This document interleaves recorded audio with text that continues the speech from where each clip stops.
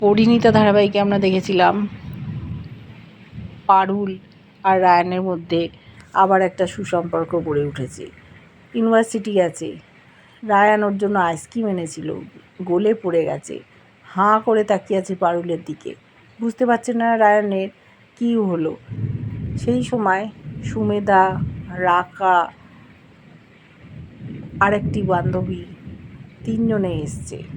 ওদের আঘাত লেগেছে, বলছে কি হলো তোমাদের?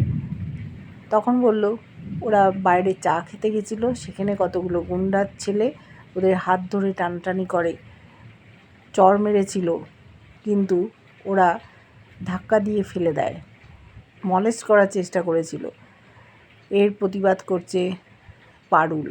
রাকা অজ্ঞান হয়ে গেছিল। দাদু বলেছে তোমরা এই সব বিষয় নিয়ে আর এগোবে না, আমাদের ব্যবসা করতে হয়, তোমাদের ইউনিভার্সিটি যেতে হয়, ক্ষতি করতে পারে, নেতার হাত আছে, তাই এমন কিছু করো না যাতে আরও বড় রকম বিপদ আসতে পারে।